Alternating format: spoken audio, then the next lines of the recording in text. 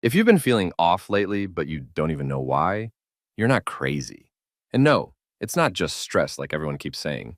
The truth is, there are small things you're probably doing every day that seem normal, but they're actually giant red flags that you're not okay. And if you don't catch them early, they sneak up on you and hit harder later.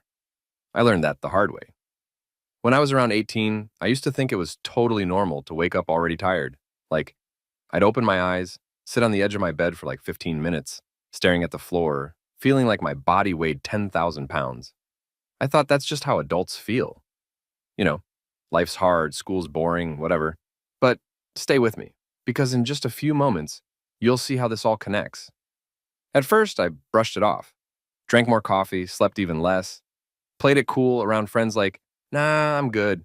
But most people never realize this. Pretending you're fine actually makes it worse.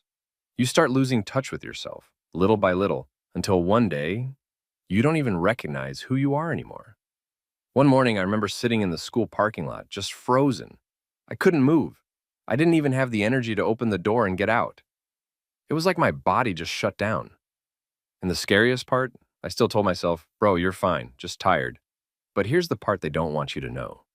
When your mind and body are throwing out these tiny SOS signals, ignoring them doesn't make them disappear. It makes them grow, quietly, secretly, until boom, full breakdown. And back then, nobody told me that tiny stuff, like snapping at my mom over nothing, binge watching random YouTube videos until 4 a.m., or avoiding texts for days, were actual symptoms. Not random mood swings, actual signs my mental health was slipping.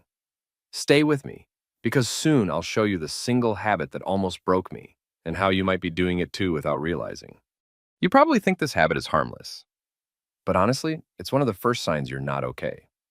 So one thing I used to do, and I didn't even realize it was a red flag, was keeping my phone on me 24/7, like everywhere. Shower, phone, brushing teeth, phone, sitting alone for 2 minutes, boom, scrolling TikTok, scrolling Instagram, scrolling anything just to escape.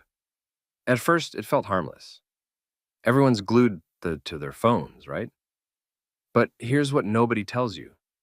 When you can't sit with your own thoughts for even 2 minutes without grabbing a distraction, that's your brain begging for help. I didn't notice it until one night I was out with a few friends and they were talking and laughing, and I was just sitting there, scrolling through memes. In real life, right there at the table. I didn't even want to. It was like my hand moved by itself. That was the moment I realized something was wrong. Like, why was real life so uncomfortable? I needed an escape every 30 seconds? Most people never realize this. But every time you escape into your phone, when you're feeling a little anxious, a little bored, a little sad, you're training your brain to believe that you can't handle normal human emotions. And the longer you do it, the weaker your ability to actually deal with life gets. But stay with me, because in just a minute, I'm going to tell you about something even more dangerous, something way sneakier than scrolling that almost wrecked my mental health without me noticing. You might think you're just being lazy, but what if I told you it's way deeper than that? Another habit that wrecked me without me realizing it? Delaying everything. Not because I was lazy, but because deep down, I felt overwhelmed by everything, even stupid small stuff like answering a text, folding laundry, or booking a dentist appointment. It felt heavy, like I couldn't even start. At first, I thought, I'm just tired. But it wasn't about being tired. It was about being drained in a way sleep couldn't fix. And the craziest part?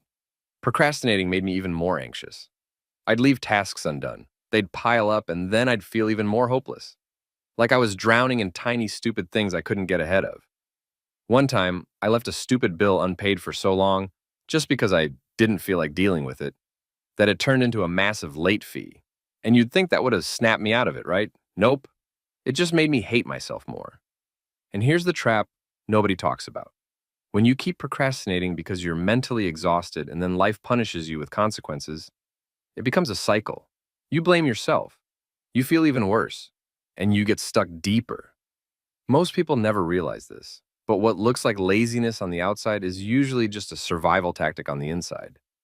Your brain's way of saying, I literally can't handle more pressure right now. Stay with me because in just a second, I'll tell you the one sneaky thing you're probably doing every night that tricks your brain into thinking you're okay, while actually making everything worse. The sneakiest habit that made me believe I was fine, while secretly making me worse, was binge watching shows late at night. And before you roll your eyes, trust me, it's not what you think. At first, it seemed harmless. I'd tell myself, I deserve to relax after today, just one episode. You know how that goes.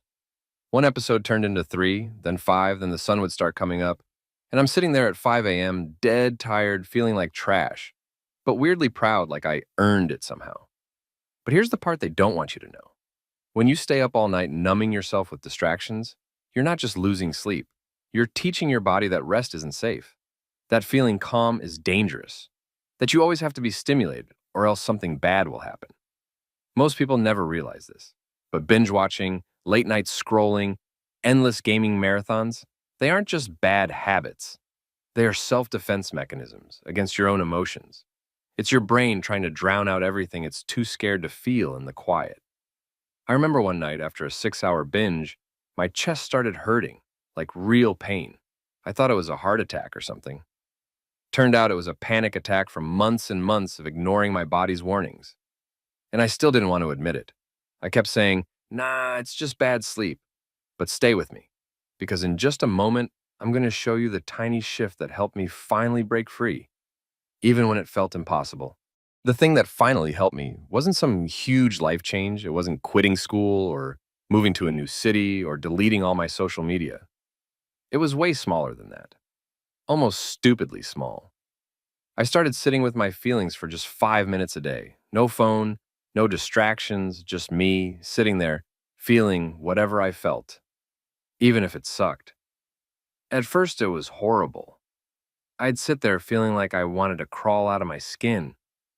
Like every bad memory, every embarrassing moment, every what if thought just poured into my head all at once. But most people never realize this. If you can just stay with the discomfort for a little while, it doesn't kill you. It passes. Like a wave at around the 2-week mark, I started noticing something weird. I didn't freak out as much when things went wrong. I didn't feel the need to scroll my phone the second I got bored. I could actually look people in the eyes when they talked instead of hiding in my head. And the best part, those small wins gave me back the belief that I could trust myself. That even when life got overwhelming, I didn't have to numb it all away. Most people think mental health recovery is about some big magical moment, but it's not.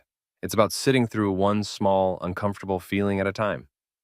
It's about catching those tiny, normal habits, the ones that look harmless but secretly scream for help, and choosing not to ignore them anymore. So if any part of this sounded even a little bit like you, don't brush it off. You're not being dramatic. You're not being weak. You're picking up on something real. And trust me, the sooner you listen to those small signs, the easier it is to heal before it becomes a storm you can't outrun. Stay with yourself, even when it's hard, especially when it's hard, because that's how you get your life back before you even realize you lost it.